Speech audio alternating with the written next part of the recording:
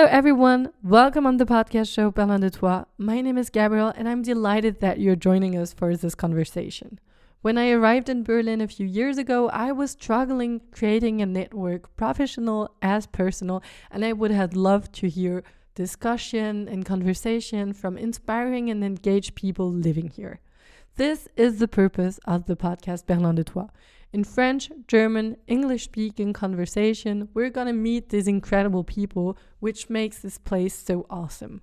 So thank you for tuning in and see you soon. Okay, let's go. Devi Petti, welcome to the show Berlin de Toi. Thank you. I'm very excited to have you here. And we met 2-3 weeks, no, actually months, I think. Now. Yeah, at least 1 month ago. Months ago. Because I went to make a jewel craft wax jewel workshop. How do you name it? So the name of the workshop is Wax Sculpting Workshop. And the name of the workshop is because of the technique that you use. So you sculpt in wax the ring, and then it's created the cast in the metal, in silver in this case. And it was a blast. It was really amazing. Plus, when I discovered your art, what you do, I wanted to say on yourself, but on your side, or because there's the workshop, there is what you do. You're going to explain us everything.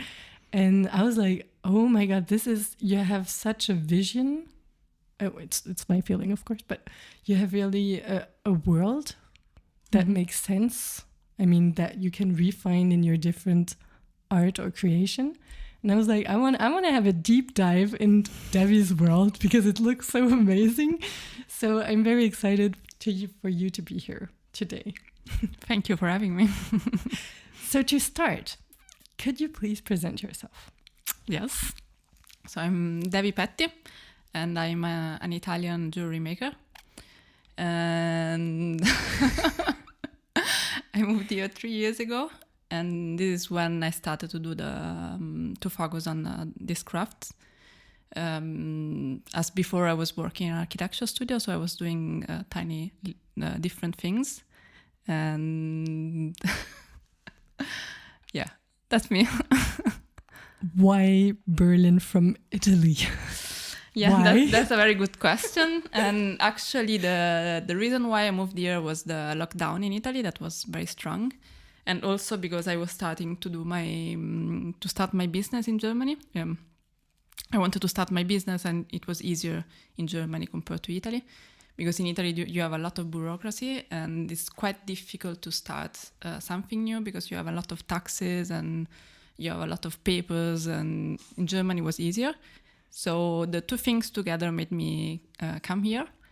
And it was not the best moment to come in Germany because it was winter. And also there was the lockdown also here. So everything was closed and everything was gray. And people were not so super welcoming in Berlin. So it didn't start super well, but now it's amazing. And I love Berlin. I love my job and I love everything.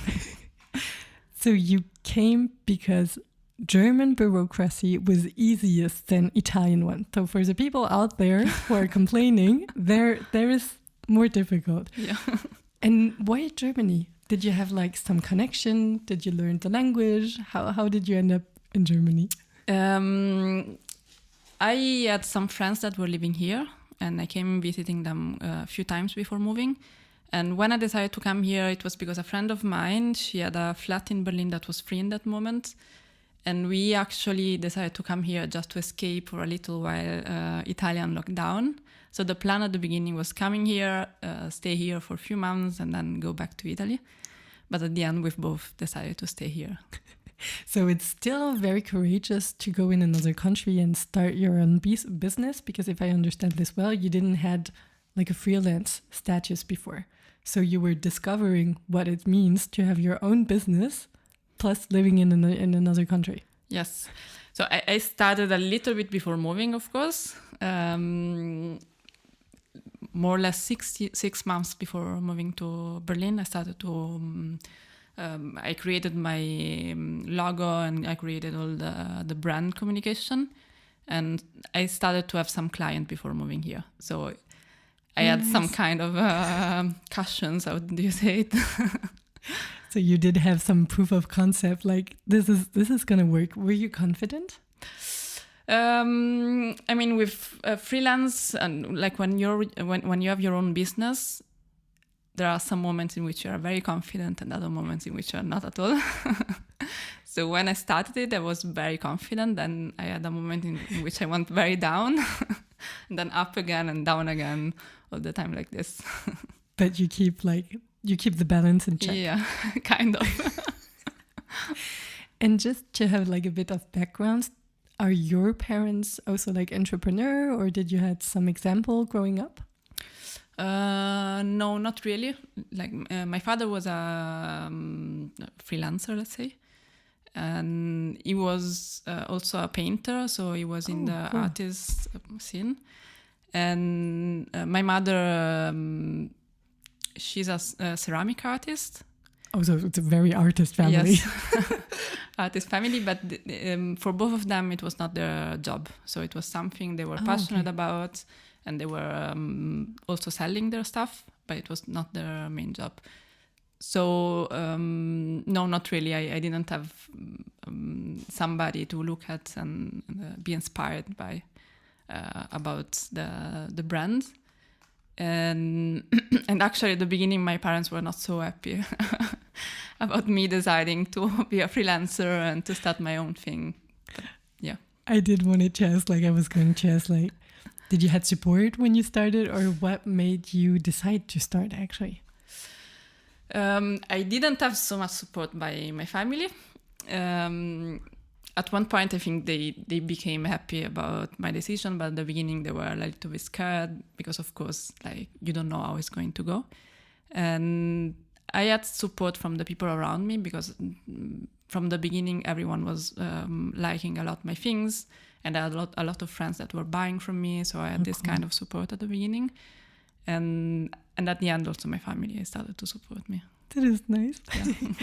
You, just to come back to the logo, because your logo, I was like, this says everything, you know.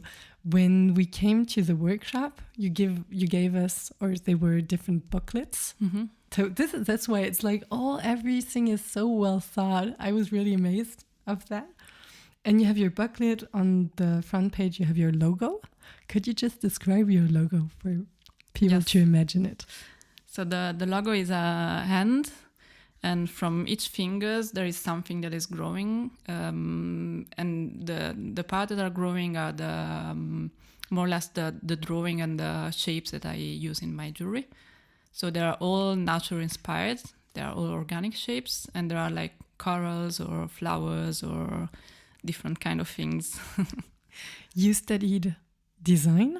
I studied industrial design, yes.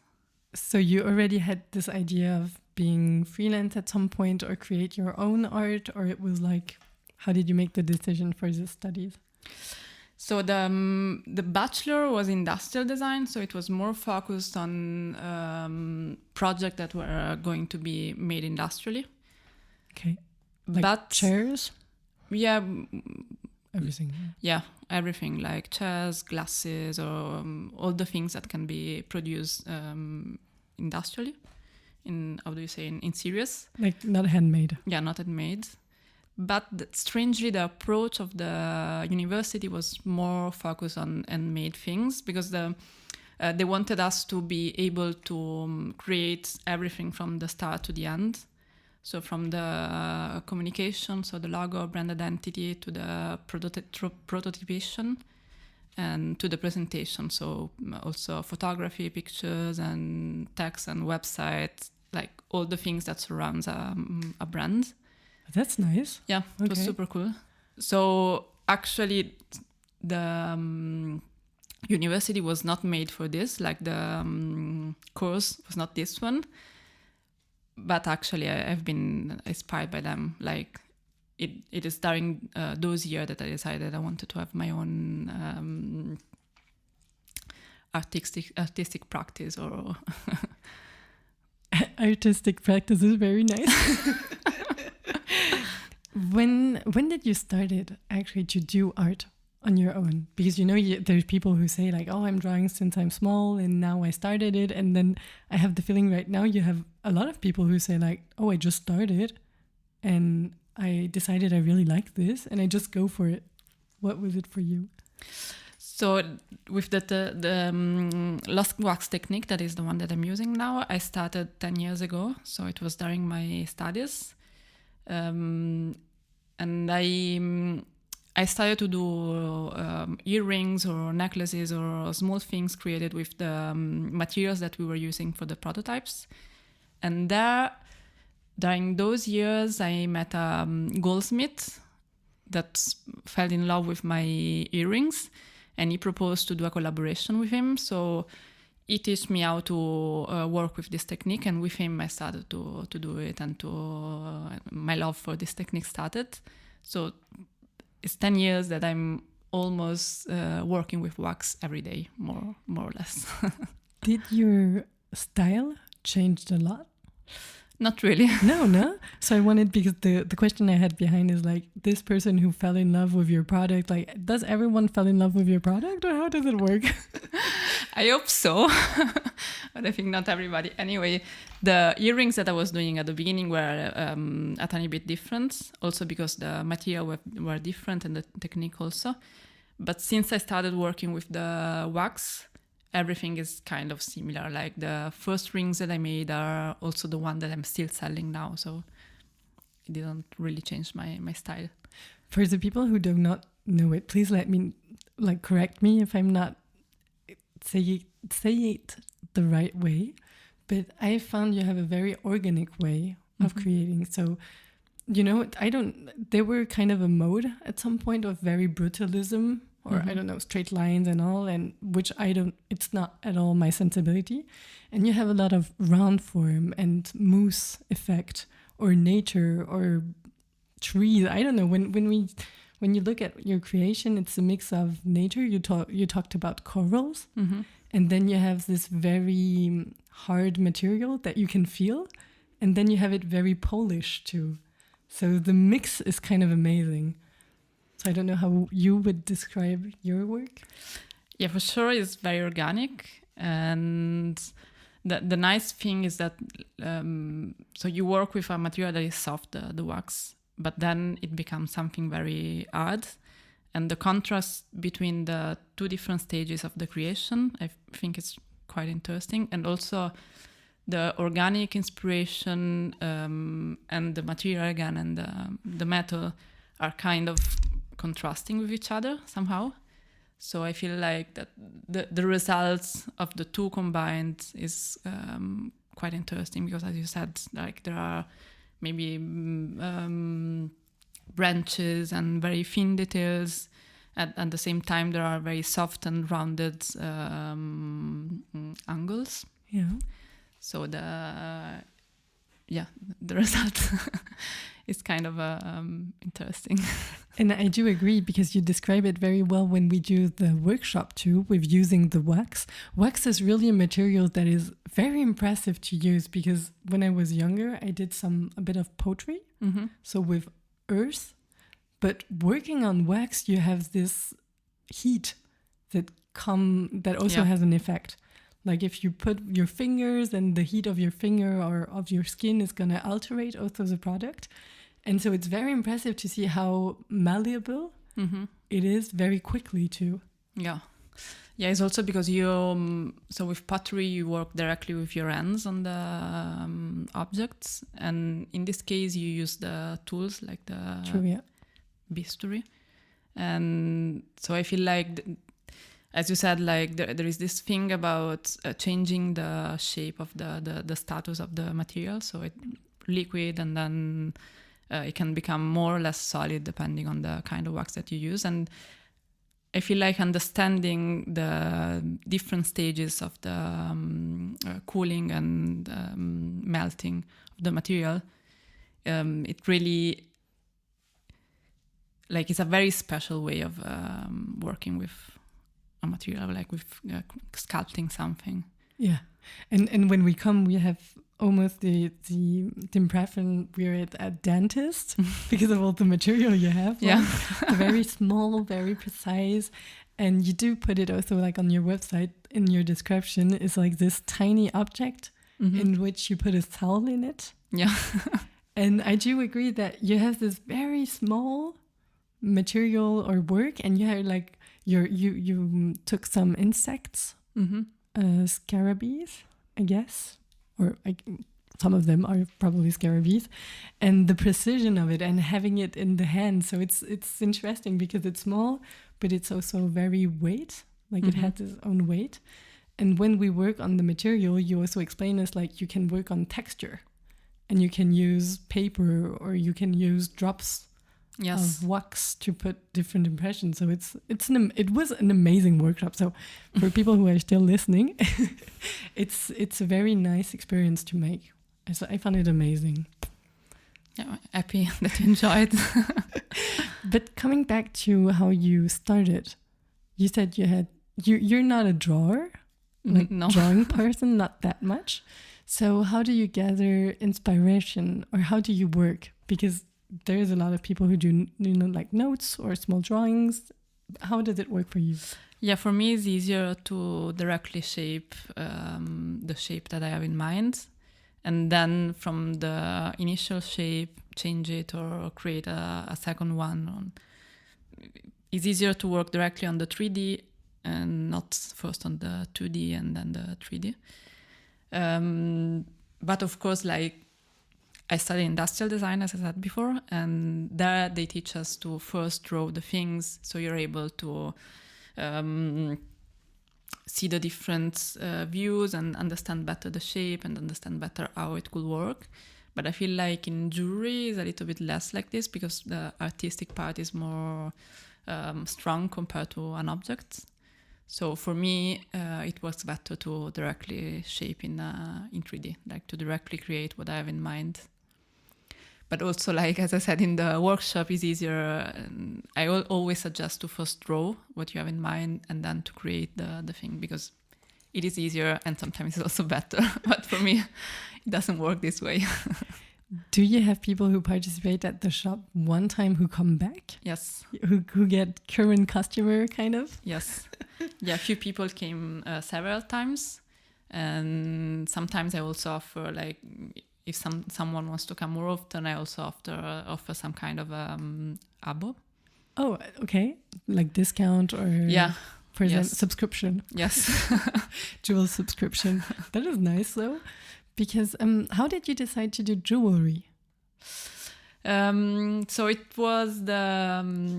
it is the easiest thing to show. Like if you create something and you keep it in your apartment, nobody's going to see it. But if you wear it, everyone is going to see it. So at the beginning was just like the easiest way to show what I was doing. And then I just got interested and passionate about creating jewelry. But actually, jewelry is not something that really interests me. Like, it's not my... I'm not passionate about jewelry brands, or that's not where I also get my inspiration. So, where do you get your inspiration? Different things, but not jewelry. From everywhere. Like, I don't have a specific thing. It can be like nature, or it can be like exhibition, a book, a movie. A little bit of everything. So do you consider yourself like more as an artist or more jewelry, more something? I know it's a tricky question. Yeah, it's quite difficult. I'm curious to know, like, do you label your own self how you see yourself, or? I have difficulties in label myself. So sometimes I say that I'm a jewelry artist, sometimes that I'm a jewelry designer. I feel like I have a little bit of both. But for German bureaucracy, I'm an artist. So I can say that I'm an artist. That is a clear answer. Do you work also like on command? Yes.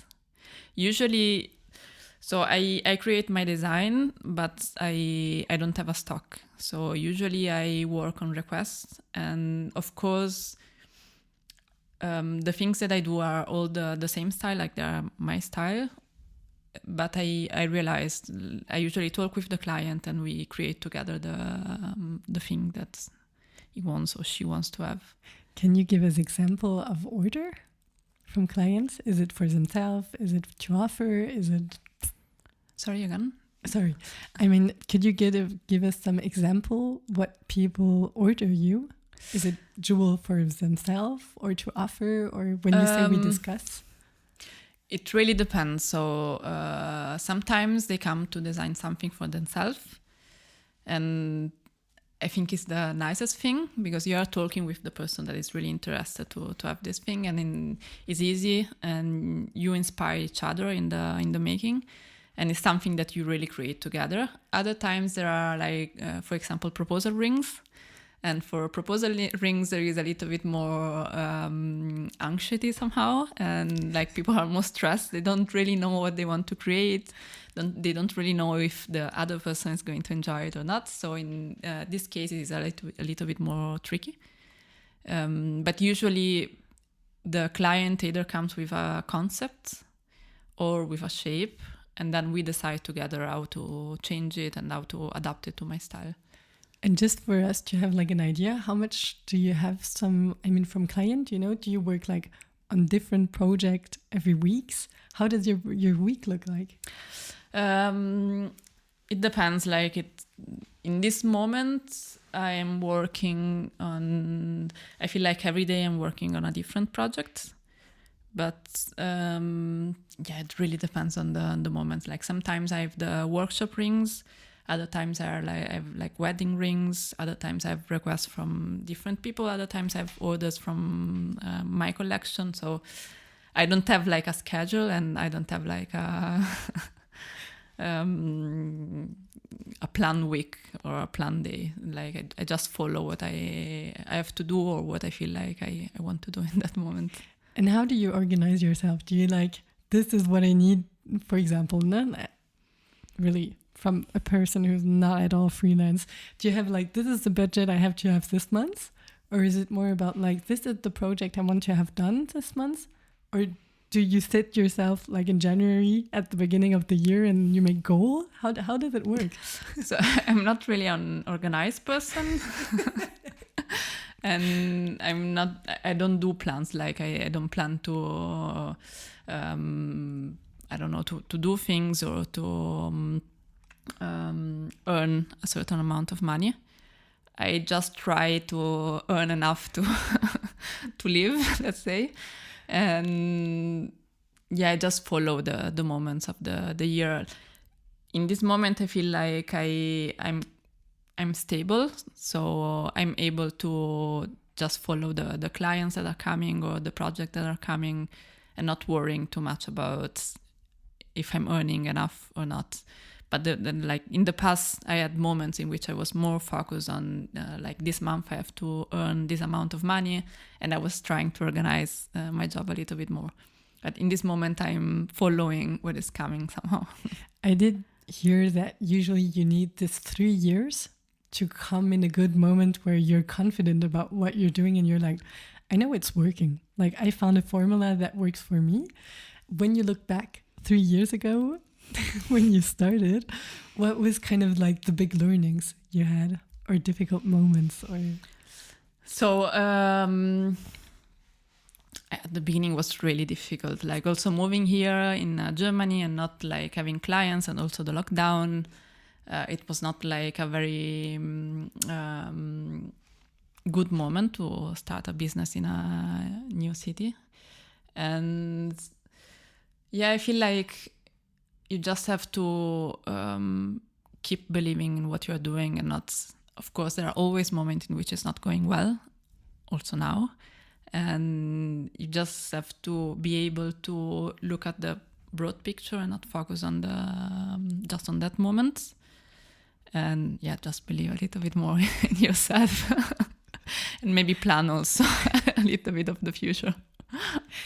Right now, you worked directly with customer. Mm-hmm. Do you also work with brands or company? No, I work sometimes with galleries. So sometimes I do projects for galleries, but I don't work for brands. Because we were talking just before starting the recording, but I have this dream of like having a dinner table and all, and your art is very near to, you know, like what is the name? Coutellerie? I don't know. The people who do the Besteck. Now I'm missing the English word too. I mean, like the forks and then the knives. Cutlery. Yes. And it's very close to that. Like, and I have the feeling right now there is also like a big trend or attention on food styling. You know, so like how do you present your food, and it's interesting because people are also taking it very to themselves. Like when I thought about my grandfather or so, they had really this art of making a beautiful table, which I have the feeling we lost a little bit. But as you said, I feel like it's coming back in this moment. I have the feeling it's coming back. Like people are getting attention also because the social media do make a lot of beautiful creation about it. Yeah, actually, I also designed cutlery sets. Oh yeah, true. Yeah, very good. I didn't have it in mind, but it wasn't subconsciously there. Okay. And actually it's something that really interests me, like the table and the sharing moment of sitting together and experience something together. And I feel like having special things on the table allows you also to focus more on the plate, on the taste that you're tasting and the things that you're doing in that moment. So if you want actually to create something like a dinner with special things, I have a lot of design that I would like to share with you. Because right now you also use the spoons. Yeah, I have a collection of teaspoons. But I also have some project on the side that I'm still working on them. And I have 2 cutlery sets. One I'm doing for a restaurant in Italy. And the other one is more like my own cutlery set that I would like to use at home. So I feel like this is the part of my job that I enjoy the most. Like compared to jewelry, creating like small objects for the table and small things is something that I enjoy more than jewelry. Why is that spoon, the teaspoon, fascination? Because just for people to explain, I'll put picture also on the website. You have a lot of different kind of spoon, and each of them have kind of different designs, right? Yes. So there are different things connected to teaspoons. Like as you said before, our grandparents, they used to have like silverware, and like everything was really curated on the table. And my grandmother was British, and she was really focused on the tea moment. So there is this connection with this moment that I was sharing with her and with my family, like sitting together with very nice porcelain cups. And like everything was really curated, like specialties and like cakes and silverware on the table and everything like this. So there is this connection with family moments, and also I like the idea of the teaspoon that is small, and you usually use it for sweet things, like for cakes or for ice cream. So it's a sweet moment that you have with the teaspoons. And also it is the first tool that you use when you're small. So after the milk, like after breast milk. Breastfeeding? Yes, thank you. After that, the first tool that you use is a spoon. It's true, yeah. So, or if you're in Japan, feel like maybe maybe they have a different one, like sticks. the chopsticks. Yeah. And also between all the cutlery is the only one with the spoon that is not aggressive somehow to the food. So with the fork, you pierce. Yes. With the knife, you cut, and just with the spoon is a more gentle tool and a more gentle gesture. So it started like this. Like I love food in general. You're Italian, so yeah, obviously. I'm Italian. We share this. Great. Yeah, you're French, so I mean. So yes, it started like this. I love the table. I love the moment of sharing with family or friends a moment around the table. I love food, and so I started like this. I have to do like a very small parenthesis here. What are your address in Berlin? Or where do you go to some special place to have good products, or for the grocery? Or so for the grocery, usually I go to I live in Kreuzberg, and I go to Markthalle 9 because it's nearby, and I feel like the food is very nice there. And for restaurants, I have a lot of different places that I love. And there is a very nice Italian restaurant and Italian ice cream place. The ice cream place is called Zagare. I don't know if you heard about it. It's very nice, very small. Maybe you heard about... Okay. I'll look at it. Yeah. We'll put links anyways. Okay. So Zagare is a very nice ice cream place. And then almost in front of it, there is an Italian small restaurant that is called Salumeria Lamuri. Oh yeah, I heard a lot about it. I think they have kind of the best truffle pasta in Berlin. Yeah, so maybe this is super touristic for us to say, like Italians are like, what is that for the recommendation? But I know it therefore. I heard about it because of their truffle pasta. And they also have a very nice location. Like I think it was a butcher shop. And they kept the inside as it was before. Oh no, I think I'm mistaken, because I'm okay. We were talking about the butcher, but there's also an Italian who is like a lavatory. Lavatory? Where you wash clothes. Okay. Okay, but I'll put the link of both. But you're right. It's two different. Sorry, I got mistaken because of the white ceramic from lavatory and from butcher. Okay. I guess. But we're talking about the same place or two different? I think it's two different. Okay. Anyway, I'll put the links. Okay, so you would recommend this place to go? Yes, they're both very nice. And I just want to ask also, like, just in connection with this, can you talk, what is about the Italian community in Berlin? Do you meet? Do you talk with each other? Or is it more, there is one, but I don't connect? Or so I have it's very strong, the Italian community in Berlin. And when I came here at the beginning, I decided to avoid a little bit all the Italians, because of course, like if you live in a different city, you want to meet different people and not the same people that you meet usually in your country. But then I realized that actually I care about the people that I have around, so no matters about the nationality, even if they're Italian, it's fine. So I have a very strong Italian community around me. Yes. Nice. I have the feeling we all have like strong communities, but then you do not see the other one. Yeah. You know what I mean? Like we were talking about how big Berlin is, and then you have the feeling like everyone are doing their stuff or not. And so there is a strong Italian community. Not that I doubt it, but okay. Yeah, there is a very strong Italian community, and also I feel like we have this thing that when we meet each other, the thing that we are both Italian immediately creates a connection. So even if you go to a restaurant, Berlin is full of Italians, so it's not so special to meet another Italian. But if you go to a restaurant and there is the waiter that is Italian, or the owner or whatever, immediately it creates a connection. So that's pretty cool, I think. Oh, that's nice. And are there like special moments or community? I know there's the ice cream week. Now there's going to be a pasta festival. So I have the feeling gastronomy, they're Italian there anyways, like fighting for it. Yes, I'm not really into this kind of festival or activities, so I don't know what to say about it. But yeah, I know that there are a lot of Italian events during the year, like ice cream, as you said, and yeah, but I don't know about it.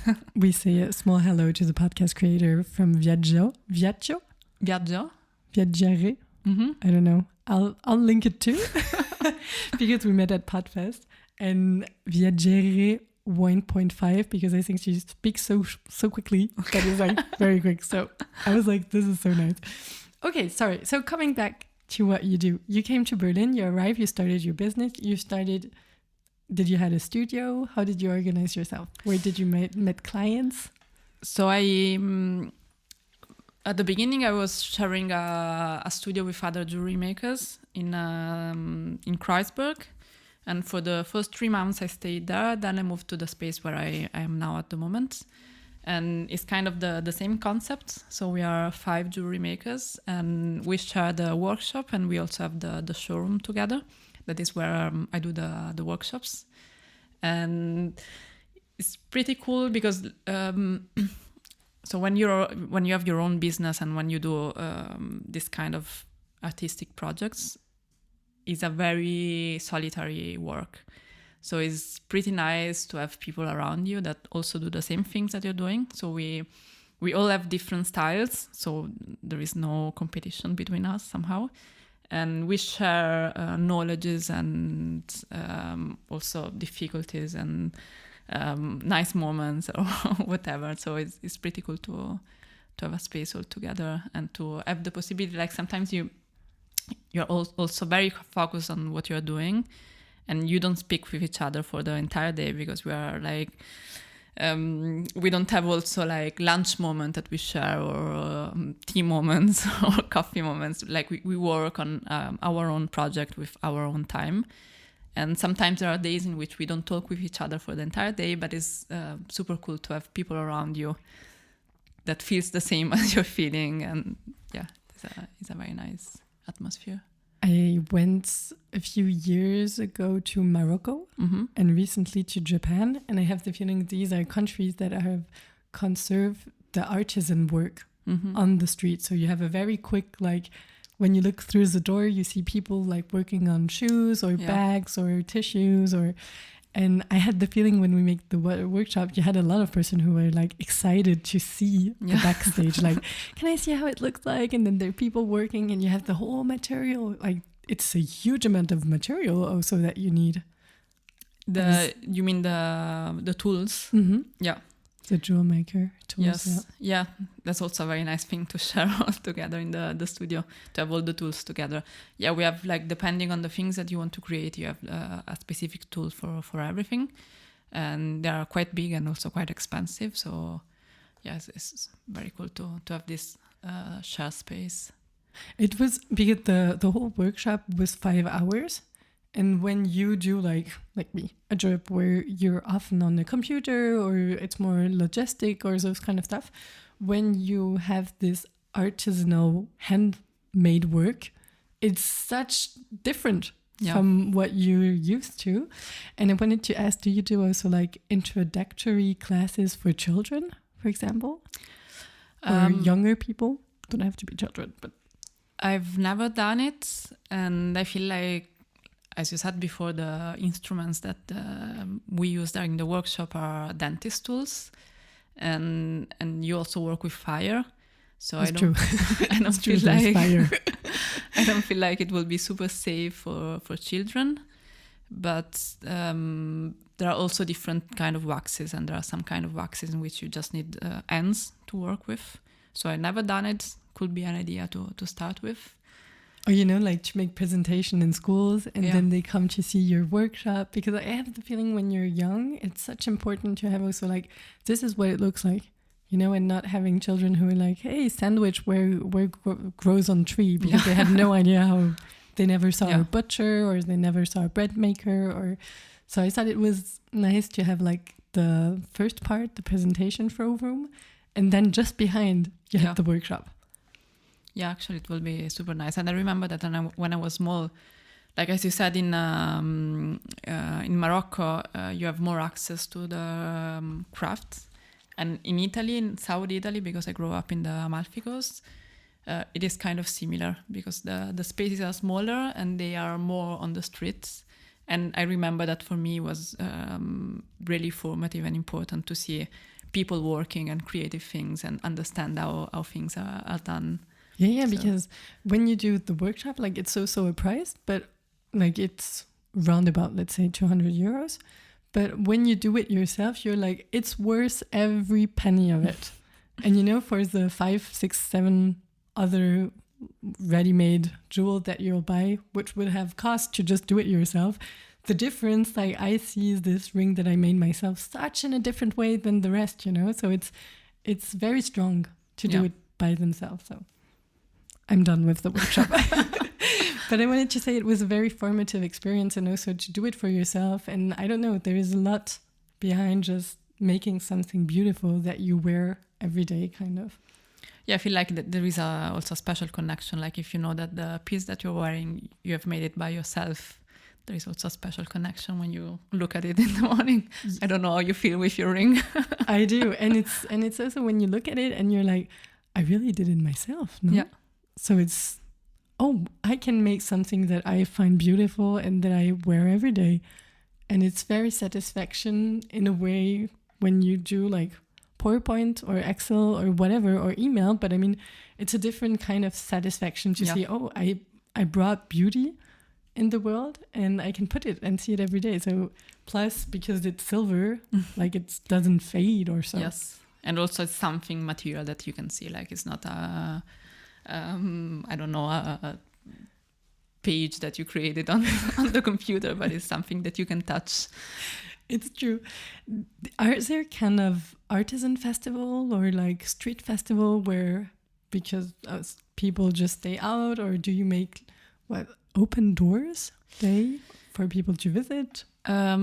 We did one last year, a little bit before Christmas, in which we opened the studio for a weekend and we had a workshop during the 2 days.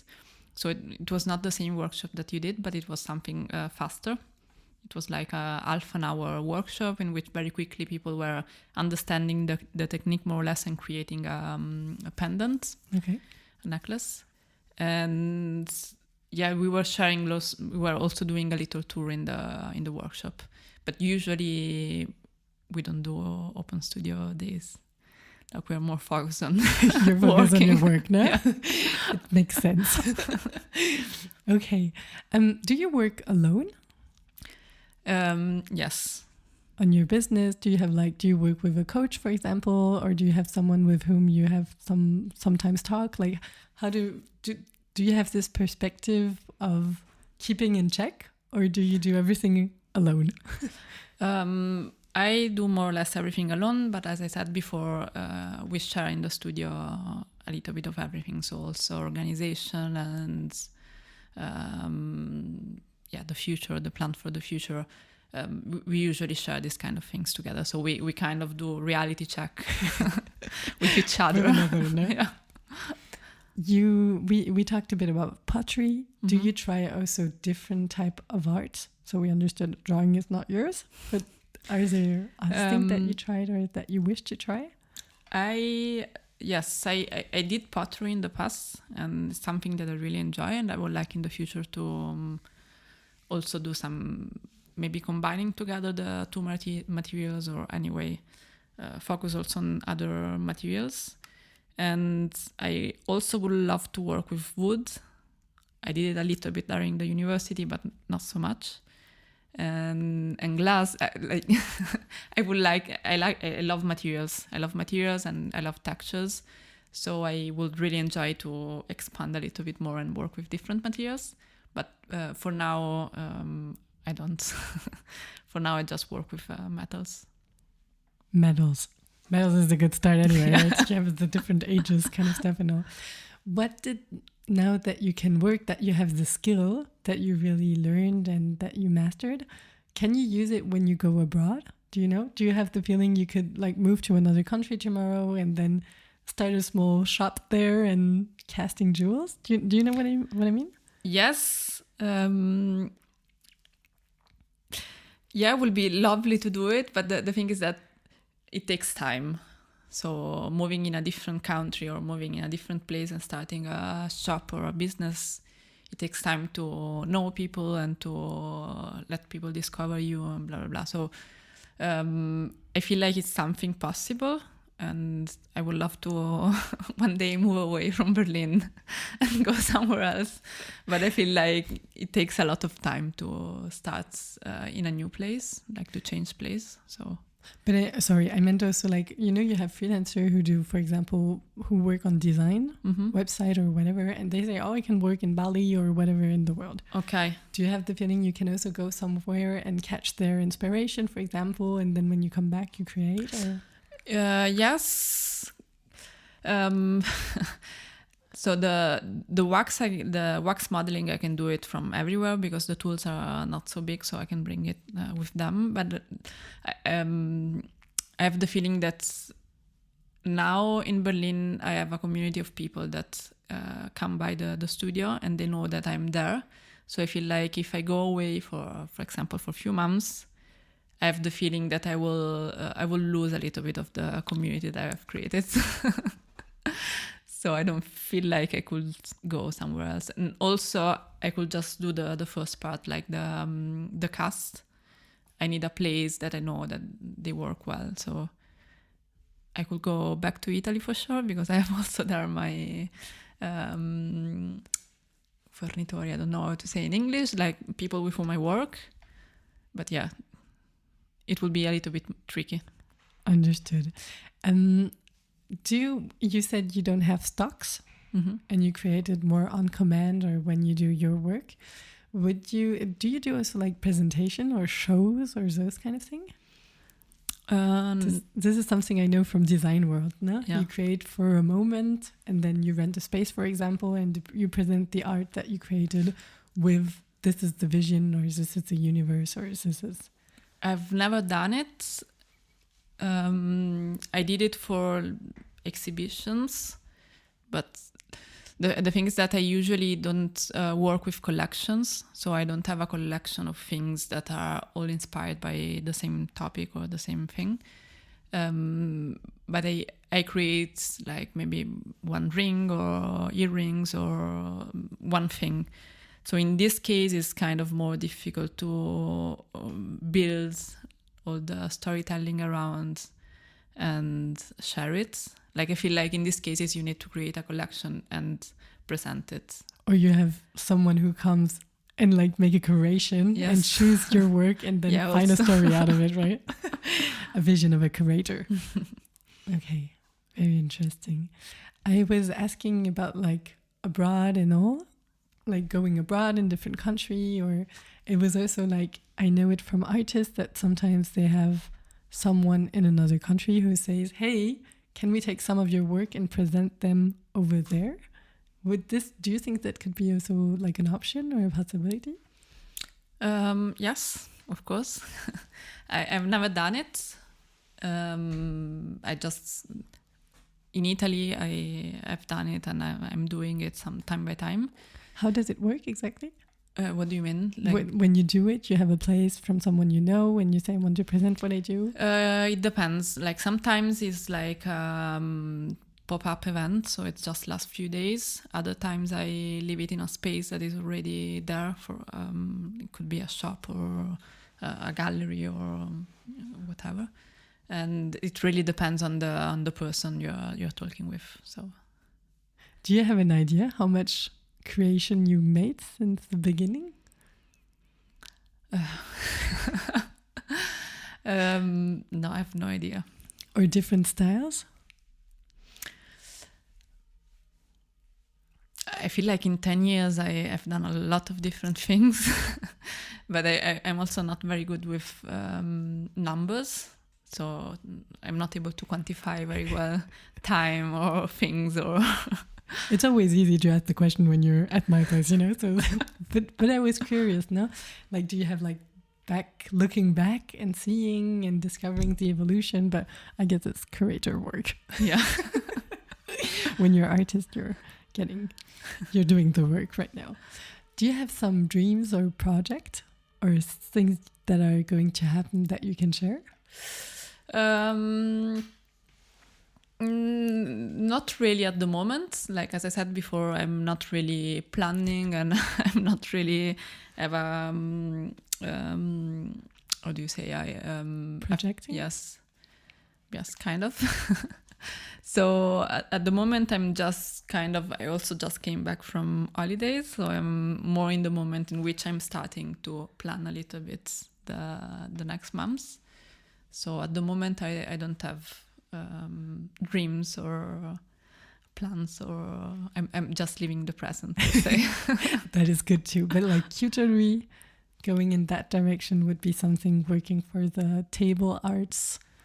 Yes. Art de la table. Yes. not sure how you say it in English, but okay. So this is what direction? Yes, there is this on the sides, jewelry on the other side, and I will like for sure to create more objects. So this is something that I'm planning to do in the next future. Which kind of object? I would like to also create bigger things. So ideally, I would like to create sculptures, so quite big things. But for now, I think I will focus first on small scale sculpture and then then you scale it up. Yeah.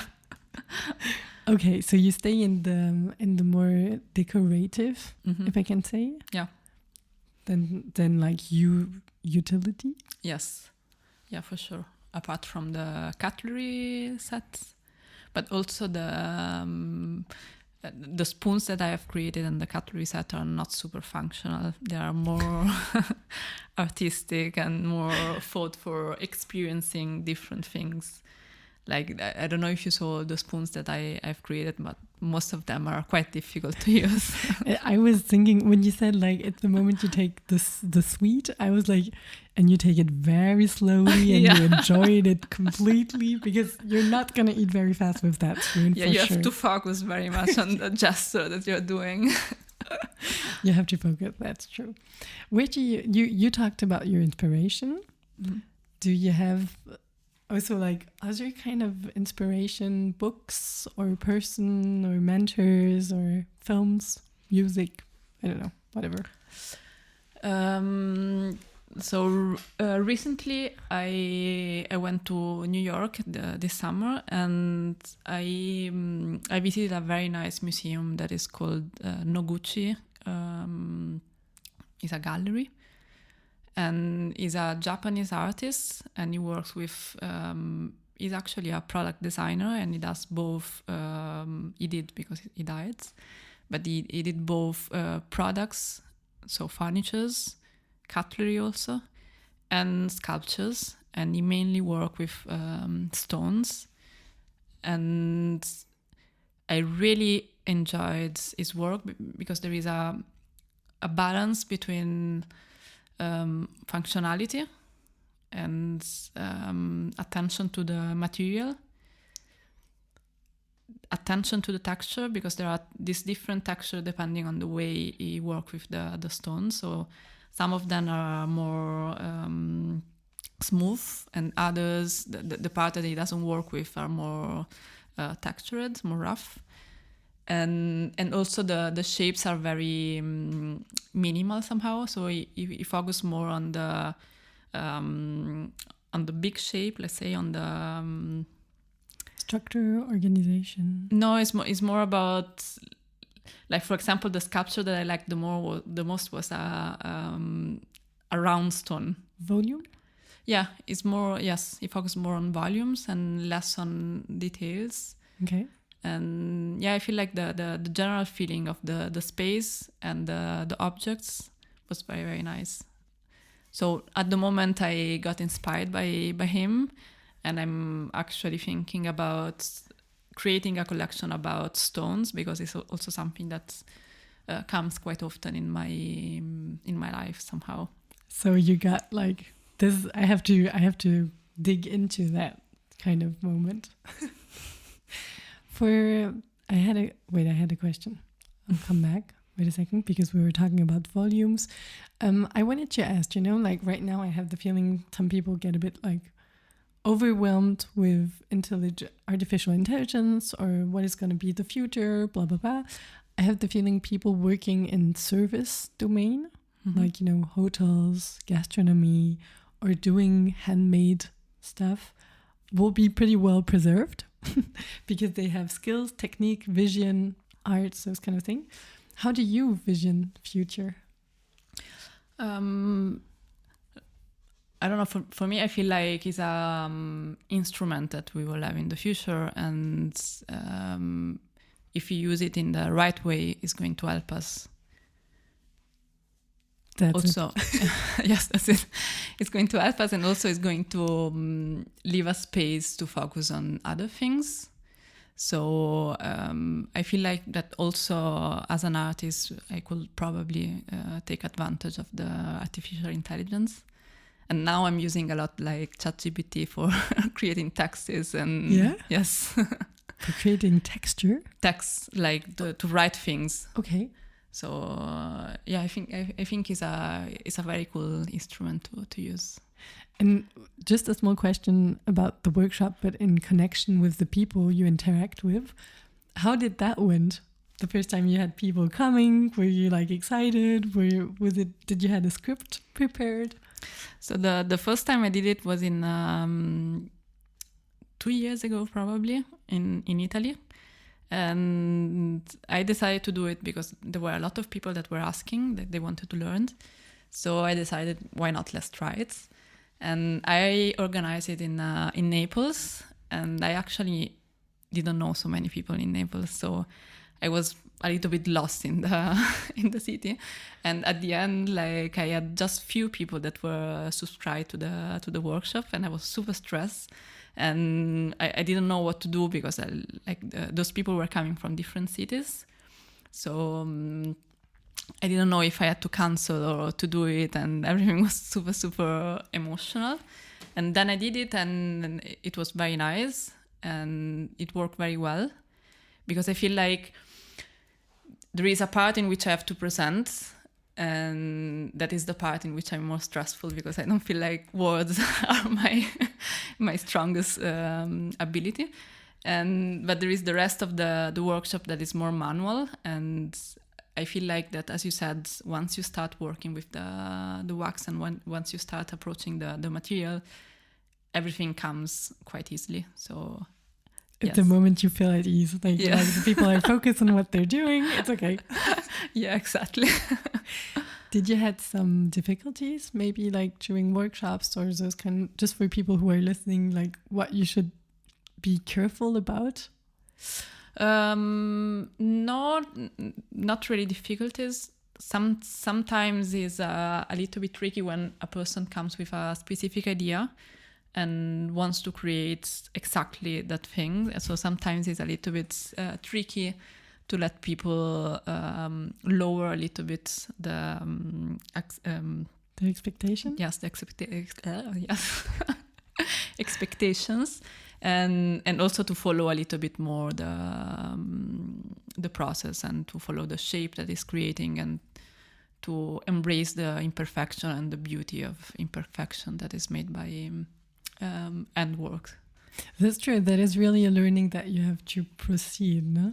Yeah. You come with your expectation, then you realize, oh, life is different than what I expected.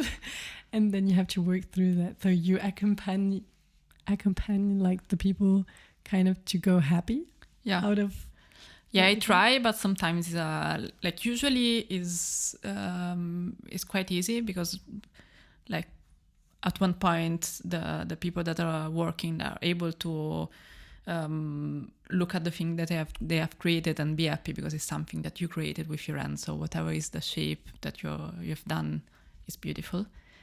But there are many times in which people get very stressed and they are not happy with what they're doing, and I'm not able to help them, because like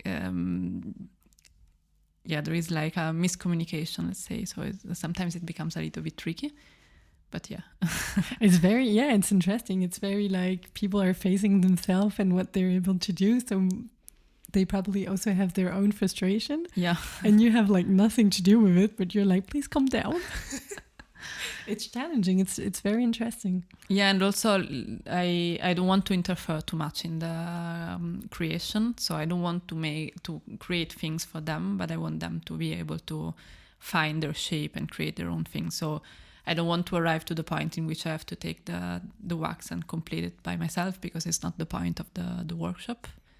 So sometimes it's a little bit tricky to find the right balance between letting the person arrive to the satisfaction, the right satisfaction from the object, and to not help too much in the making. And do you still do workshop for yourself? Do you participate in workshop from other person? Not at the moment, but it's something I would like to do in the future. like to learn new techniques or those kind of things? Yes, both to learn new techniques and also to focus a little bit more on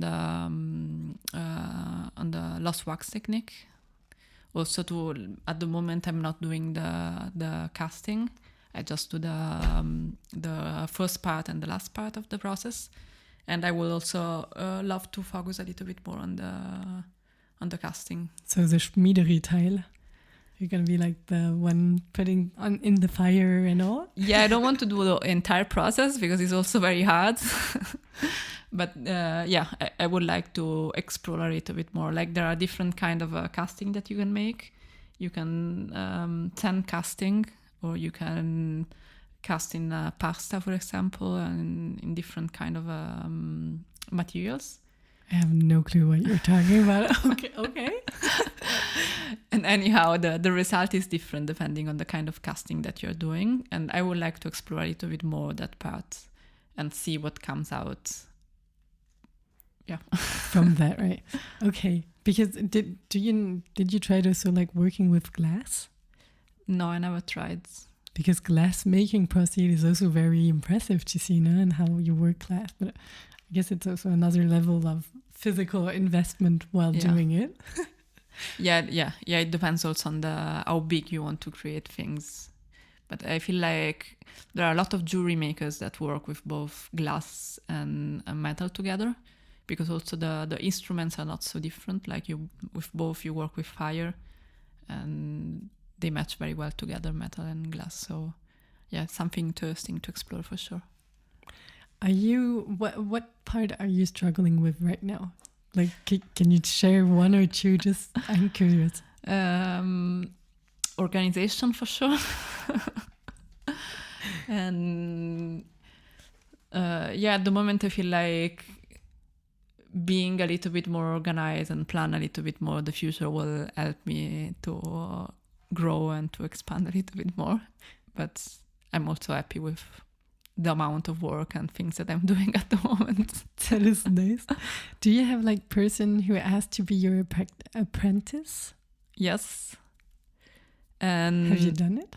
I did it last year for the first time, and it was a little bit difficult for me because I was not used to work with other people. And it's strange to have the responsibility of another person and to be the one that is teaching to the other person a job. So it was a little bit difficult at the beginning, and I was not sure if it was something that I wanted to do, but at the end I feel like it's something very, very nice. And if you're able to inspire a person to start working in this field, it's pretty cool. So I will do it for sure in the future. The first time was difficult. I hope the second time will be better. The first time I often do, I'll be honest. Yeah. Do you do like teaching in schools too? No, I never done it, and it's not something I'm thinking about it, but who knows? Would you be open? Like if someone just asked, hey, could you give a course presenting what you do? Or Yeah, I will give it a try. I don't know what to expect from it, but yeah, I will give it a try. I'm usually quite open to new things, so why not? Perfect. Do you need anything for people listening to us right now? Do I need something? Yeah, you could need like a new sofa. You could need help with something. You know, I need a flat actually. A flat? Yes, like everyone in Berlin probably. So if somebody is going away from his flats, I will be super interested. Are there Italian groups sharing this? Sorry? And you know, like in France, French people have like groups for flat or this kind of thing. Yeah. Italian do, no? For sure we have. I didn't explore at the moment, but I will. I'm starting now to search for a new flat. So International Women Berlin, they have a great newsletter, and they also have a section in their newsletter talking about like person looking for a flat or giving their flat up or those kind of things. So I will check it. You'll have the information before we put this episode on air. Perfect. I had the deep dive I was wishing for sure. Thank you so much for sharing so much insights Thank you. How your daily life looks like. Is there something you want to add? Something that we haven't talked about or so? No, I don't think so. Did you enjoy it? Yes, it was very nice. I was really stressed at the beginning, but at the end was very nice. That's good. No, it was really cool. And I'd really love, if I can make like a personal request right now, to have, I'd really love once to, you know, because you have this universe and vision and all, I'd really love to participate in an event where you present, you know, how you do it with picture, videos, this kind of thing. And then we get to experience and touch what you create, because it's so cool. Okay. I will do my best to do it. Just asking, you know, we can still dream. Thank you so much, Devi. Thank you.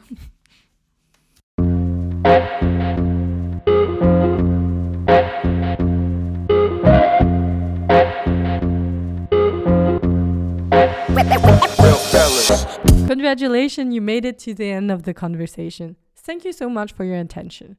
You will find the whole show notes on the website of the podcast under www.berlindetoi.com, and you can find us on Instagram at berlindetoi altogether. Thank you so much. See you soon and have fun. Bye.